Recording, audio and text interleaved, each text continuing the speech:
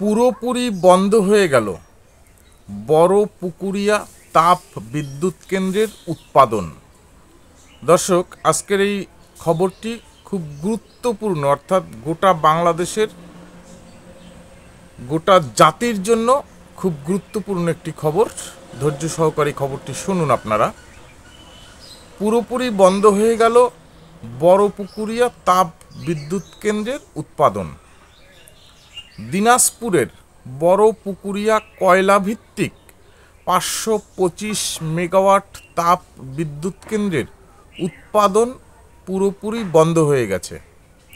সোমবার সন্ধ্যা 6:30টায় যান্ত্রিক ত্রুটির কারণে এ বিদ্যুৎ কেন্দ্রের তৃতীয় ইউনিটের উৎপাদন বন্ধ হয়। সোমবার বলতে 9 সেপ্টেম্বর 2024। বিদ্যুৎ কেন্দ্রটির 3টি ইউনিটের মধ্যে প্রথম ও দ্বিতীয় ইউনিট বন্ধ থাকলেও সচল ছিল তৃতীয় ইউনিট, যা থেকে প্রতিদিন 200 মেগাওয়াট বিদ্যুৎ উৎপাদিত হতো। এর আগে 1 মাস 6 দিন বন্ধ থাকার পর গত শুক্রবার বিকেল 5:17 এই উৎপাদন শুরু হয়, যা 2 দিন পরেই বন্ধ হয়ে গেল। জানা যায়, বড়পুকুরিয়া খনি থেকে উৎপাদিত কয়লা 525 মেগাওয়াট বড়পুকুরিয়া কয়লাভিত্তিক তাপবিদ্যুৎ কেন্দ্রের উৎপাদন কার্যক্রম চালিয়ে আসছিল চীনা ঠিকাদারি প্রতিষ্ঠান হারবিন ইন্টারন্যাশনাল।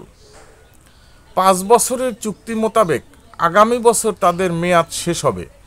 চুক্তি মোতাবেক এ সময় উৎপাদন সচল রাখতে ছোট ধরনের মেরামত ও যন্ত্রাংশ সরবরাহের কথা থাকলেও তার কিছুই করেনি চীনা ঠিকাদারি প্রতিষ্ঠান, যার কারণেই বিদ্যুৎ কেন্দ্রটি বারবার ত্রুটি দেখা দিলেও সঠিকভাবে মেরামত করা সম্ভব হয়নি।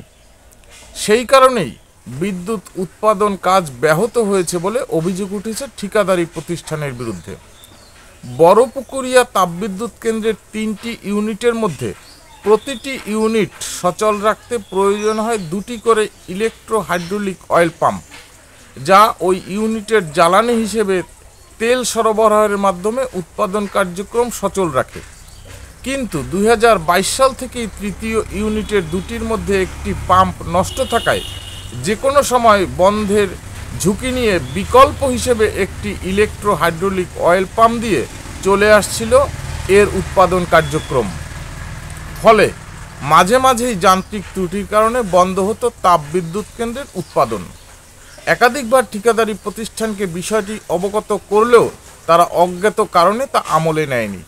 সর্বশেষ গত 6 সেপ্টেম্বর মেরামতের মাধ্যমে ইউনিটটি চালু করা হলে 2 দিনের মাথায় আবারও সোমবার 9 সেপ্টেম্বর সন্ধ্যায় যান্ত্রিক ত্রুটি দেখা দিলে বন্ধ হয়ে যায় সব কার্যক্রম। সূত্র মতে, তৃতীয় ইউনিট থেকে বর্তমানে উৎপাদিত 190 থেকে 200 মেগাওয়াট বিদ্যুৎ জাতীয় গ্রিডে সরবরাহ হচ্ছিল।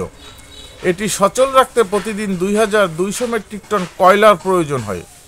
সূত্রটি আরও জানায়, 525 মেগাওয়াট উৎপাদন ক্ষমতার বড়পুকুরিয়া তাপবিদ্যুৎ কেন্দ্রটির 125 মেগাওয়াট ক্ষমতাসম্পন্ন 2 নম্বর ইউনিটটি 2020 সালের নভেম্বর থেকে সংস্কার কাজের জন্য বন্ধ আছে।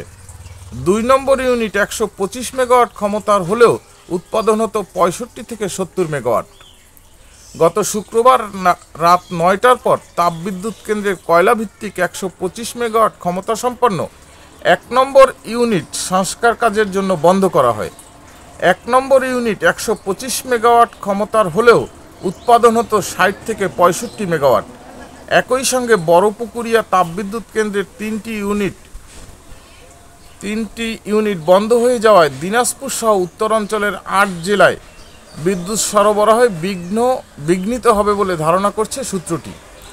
সূত্রে জানা যায়, বর্তমানে বড়পুকুরিয়া কয়লা খনির কোল ইয়ার্ডে কয়লা মজুদ রয়েছে 2,30,000 মেট্রিক টন।